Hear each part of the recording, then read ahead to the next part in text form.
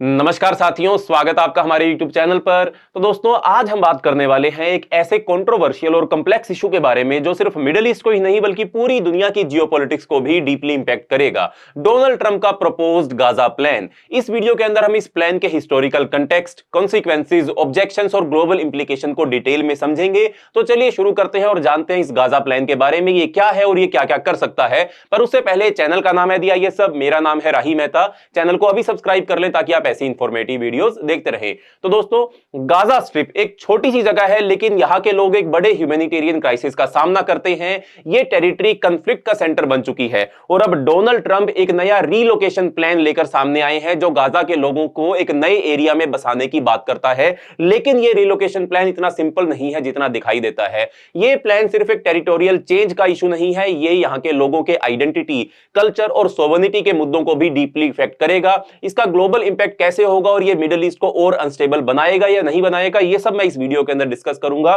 तो दोस्तों, सबसे पहले ये समझते हैं कि ये प्लान क्या है। तो फरवरी 2025 में डोनाल्ड ट्रंप ने प्रपोज किया कि गाजा स्ट्रिप को यूएसए के अंडर ले लिया जाए और वहां रीडेवलपमेंट शुरू हो। उनका कहना है कि गाजा को एक वर्ल्ड क्लास टूरिस्ट डेस्टिनेशन बनाया जा सकता है जहां नई जॉब्स और इकोनॉमिक अपॉर्चुनिटीज क्रिएट की जा सकेंगी। लेकिन इस प्लान के तहत एक कंट्रोवर्शियल प्रपोजल भी है कि फलस्तीनी जो अभी गाजा स्ट्रिप के अंदर रहते हैं उनको वहां से रीलोकेट कर दिया जाए। ये रीलोकेशन कैसे होगा और किस जगह पर होगा, इस पर अभी भी कोई क्लैरिटी अमेरिका या डोनाल्ड ट्रंप ने नहीं दी है। लेकिन ये एस्पेक्ट जो है वो बहुत ही ज्यादा सेंसिटिव हो गया है।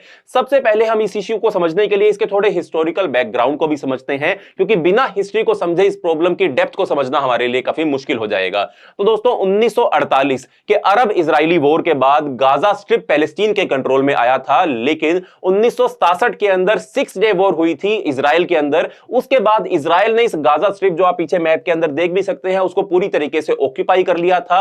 तब से लेकर अब तक गाजा एक डिस्प्यूटेड टेरिटरी बनी हुई है।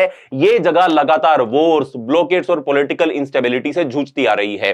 2007 में हमस ने गाजा के ऊपर अपना कंट्रोल जो था वो एस्टेब्लिश कर लिया था और तब से इजराइल और गाजा के बीच में टेंशंस और भी ज्यादा बढ़ गई हैं। इजराइल की स्ट्रिक्ट ब्लॉकेड की वजह से गाजा की इकोनॉमी लगभग कोलैप्स के करीब है और यहां ह्यूमैनिटेरियन क्राइसिस काफी सीरियस है। आज की डेट में गाजा स्ट्रिप को दुनिया की सबसे बड़ी ओपन एयर प्रिजन भी कहा जाता है।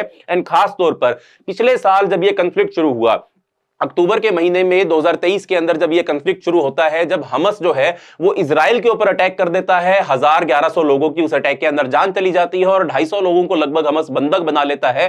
तब इजराइल गाजा के ऊपर, हमस के ऊपर अपना अटैक लॉन्च करता है, जिसके चलते ये सारा ह्यूमैनिटेरियन क्राइसिस जो है, आप जानते हैं, आपने इसके बारे में काफी चीजें पढ़ी भी होंगी, सुनी भी होंगी, ये कॉन्फ्लिक्ट बहुत ही ज्यादा बढ़ गया। अब एक बार फिर से समझते हैं कि डोनाल्ड ट्रंप का गाजा से रिलेटेड प्लान आखिरकार है क्या। तो दोस्तों, डोनाल्ड ट्रंप के प्रपोज प्लान के अकॉर्डिंग, इस प्लान के मुताबिक गाजा के लोगों को यहां से रीलोकेट कर दिया जाएगा और मिडल ईस्टर्न कंट्रीज में बसाया जाएगा। ये कंट्रीज हो सकती है इजिप्ट, हो सकती है सऊदी अरेबिया, हो सकती है या फिर कुछ और गल्फ नेशंस भी हो सकते हैं या फिर उनके रिमोट एरियाज भी हो सकते हैं। इस प्लान का प्राइमरी एम यह है कि गाजा स्ट्रिप को इजराइल पैलेस्टीन कॉन्फ्लिक्ट के एपिसेंटर से निकालकर एक न्यूट्रल जोन बना दिया जाए। ट्रंप के एडवाइजर्स का भी यही कहना है कि यह प्लान मिडिल ईस्ट में लॉन्ग टर्म पीस को फैसिलिटेट करेगा। लेकिन सवाल यह उठता है कि क्या यह प्लान जेन्युइनली पीस के लिए है या फिर पॉलिटिकल मोटिव्स के अंडर इसको डिजाइन किया गया है। क्या है इस प्लान के प्रोज एंड कॉन्स, चलिए इसके ऊपर भी बात कर लेते हैं और समझते हैं इस प्लान की पॉजिटिव चीजें क्या है और इस प्लान की नेगेटिव चीजें क्या है। तो दोस्तों, सबसे पहले पॉजिटिव पर बात करते हैं। तो ट्रंप का कहना है कि यह प्लान गाजा के इकोनॉमिक रिवाइवल के लिए है। अगर इंफ्रास्ट्रक्चर और जॉब्स यहां पर क्रिएट होती हैं तो यह रीजन के लिए काफी ज्यादा अच्छा हो सकता है, पूरे ही मिडिल ईस्टर्न रीजन के लिए, खास तौर पर इजराइल की इकोनॉमी के लिए काफी अच्छा साबित होगा। ये मिडिल ईस्ट में पीस का एक नया मॉडल बन सकता है अगर इसे सक्सेसफुली इंप्लीमेंट किया गया। तो ये तो थी इसके पॉजिटिव एस्पेक्ट। अब इसके नेगेटिव एस्पेक्ट के ऊपर हम बात करें, लेकिन दोस्तों, इस प्लान का सबसे बड़ा क्रिटिसिज्म है फोर्स्ड डिस्प्लेसमेंट। अभी पैलेस्टीनियन जो है वो गाजा के अंदर लगभग 20 लाख पैलेस्टीनियन जो है वो रहते हैं। उनको रेलोकेट करना, यहां से कहीं और जाकर उनको बसाना, ह्यूमन राइट्स के खिलाफ माना जा रहा है। इससे रीजनल टेंशन और भी ज्यादा बढ़ सकती है क्योंकि अरब देश इसे सपोर्ट नहीं कर रहे हैं। गाजा के लोग भी इस प्लान को लेकर, अपने फ्यूचर को लेकर एक काफी ज्यादा जो क्रिटिसिज्म है वो कर रहे हैं, वो अपने फ्यूचर को एक अटैक के रूप में देख रहे हैं, इस प्लान को एक अटैक के रूप में देख रहे हैं। बट हमको यह भी समझना होगा कि आखिरकार डोनाल्ड ट्रंप जो है वो इस प्लान को क्यों लेकर आए हैं, उनके मोटिव्स क्या है इस प्लान के पीछे। तो दोस्तों, डोनाल्ड ट्रंप की एडमिनिस्ट्रेशन हमेशा से ही मिडिल ईस्ट की पॉलिटिक्स को लेकर काफी ज्यादा, या किसी भी प्रकार की फॉरेन पॉलिसी को लेकर बहुत ही ज्यादा एग्रेसिव रही है। पिछले टर्म के अंदर भी वो बहुत ज्यादा एग्रेसिव थे और इस बार तो वो एक स्टेप और आगे बढ़ गए हैं। पिछली टर्म में डोनाल्ड ट्रंप ने अब्राहम एकॉर्ड्स के जरिए इजराइल और बाकी अरब देशों के बीच में एक पीस एस्टेब्लिश करने की कोशिश की थी, जो एक तरीके से सक्सेसफुल भी हुआ था। लेकिन जब इजराइल और गाजा के बीच में जंग शुरू हो जाती है, या हमस के बीच में जब जंग शुरू हो जाती है, तब अब्राहम एकॉर्ड्स जो है वो आगे नहीं बढ़ पाए। अब गाजा की रिलोकेशन प्लान उनके पॉलिटिकल एंबिशंस को और भी ज्यादा रिफ्लेक्ट करने का काम करता है। 2024 में जब वो यूएस के प्रेसिडेंशियल इलेक्शन लड़ रहे थे, जब वो कैंपेनिंग कर रहे थे, तब से लेकर अब तक डोनाल्ड ट्रंप अपने आप को एक स्ट्रॉन्ग निगोशिएटर और पीस मेकर के रूप में प्रेजेंट करना चाह रहे हैं। शायद वो इसके अंदर कामयाब हो भी जाए, शायद कामयाब ना भी हो, ये तो वक्त ही बताएगा। उनका बेस जो है, जो उनको सपोर्ट करता है, जिन लोगों ने उनको इलेक्शंस के अंदर जितवाकर प्रेसिडेंट बनवाया है, वो है इवेंजेलिकल क्रिश्चियन और एक बहुत ही स्ट्रॉन्ग इजरायली लॉबी। और ये दोनों ही जो है वो मिडिल ईस्ट के अंदर इजराइल के इंटरेस्ट के लिए काफी ज्यादा वोकल है। एक तरफ इवेंजेलिकल क्रिश्चियन और दूसरी तरफ इजराइल की अमेरिका के अंदर मौजूद लॉबी। लेकिन यह भी क्लियर है कि यह प्लान गाजा के लोगों की सफरिंग को ज्यादा प्रायोरिटाइज नहीं करता है, बल्कि इजराइल की स्ट्रेटेजिक गेन्स को प्रमोट करने का काम करता है। अब थोड़ा और आगे बढ़ते हैं और थोड़ी ह्यूमैनिटेरियन कॉन्सिक्वेंसेस की बात करते हैं जो इस प्लान के साथ जुड़ी हुई हैं।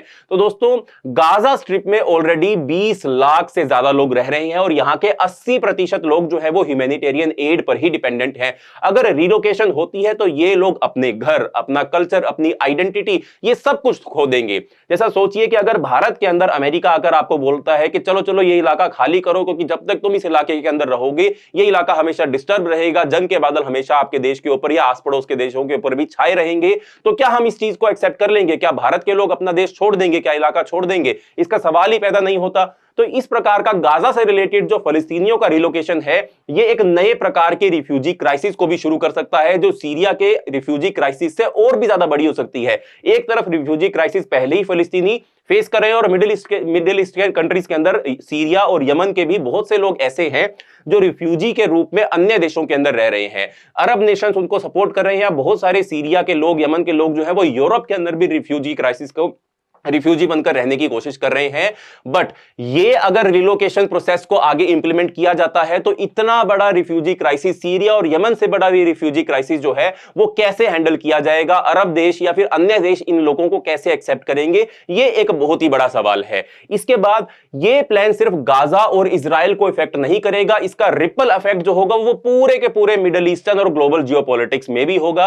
अब चाइना इसको लेकर क्या बोलेगा? देखो, चाइना वैसे ही मिडिल ईस्टर्न कंट्रीज के अंदर अपने बेल्ट एंड रोड इनिशिएटिव को इंप्लीमेंट करना चाहता है और अपना इन्फ्लुएंस बढ़ाना चाहता है। अगर यह प्लान एग्जीक्यूट होता है तो क्या चाइना इस रिलोकेशन को फंड करेगा? क्या इसको ओपोज करेगा? देखो, अमेरिका जो भी प्लान लेकर आएगा, यह बात तो तय है कि चाइना कभी भी उसके फेवर में तो आने से रहा, तो चाइना अन्य अरब देशों के साथ मिलकर इस प्लान को ओपोज ही करेगा, जिसके चलते यह हो सकता है कि बाकी अरब देश जो है वो अमेरिका से हटकर चाइना का साथ देना शुरू कर दे। अब यहां पर रशिया भी एक बहुत बड़ा कंटेंडर है।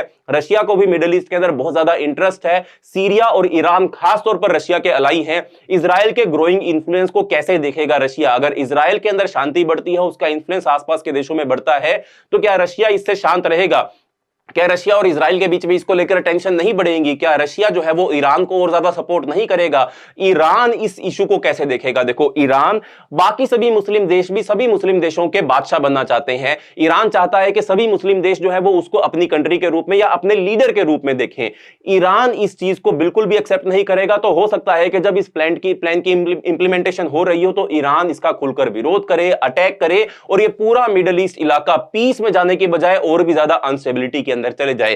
फिर बात रही सऊदी अरेबिया की, जो इस इलाके का सबसे इन्फ्लुएंशियल देश है, जो इस इलाके का सबसे पावरफुल और सबसे रिच देश भी है। तो सऊदी अरेबिया और इजराइल आपस में अपने रिश्तों को नॉर्मलाइज करने की कोशिश कर रहे थे। अब्राहम एकॉर्ड्स इनके बीच में साइन भी हुए थे अमेरिका की अध्यक्षता के अंदर।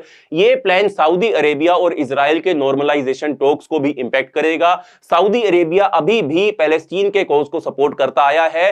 क्या यह प्लान सऊदी अरेबिया को अपने स्टांस को बदलने पर मजबूर करेगा? ऐसा नहीं हो सकता है क्योंकि ये मुस्लिम ब्रदरहुड का एक बड़ा इशू बन जाएगा और सऊदी और बाकी अरब देश भी इसको बिल्कुल भी सपोर्ट नहीं करेंगे। तो एक बात होता है कि इससे टेंशंस और ज्यादा बढ़ने वाली हैं। अब एक और सवाल है, किसी भी प्लान को इंप्लीमेंट करते हुए, लोगों को रिलोकेट करते हुए खर्चा भी तो बहुत ज्यादा आएगा। इस प्लान की फाइनेंशियल वायबिलिटी क्या है? यूएसए का नेशनल डेट जो है वो ऑलरेडी $30 ट्रिलियन के आसपास पहुंच चुका है।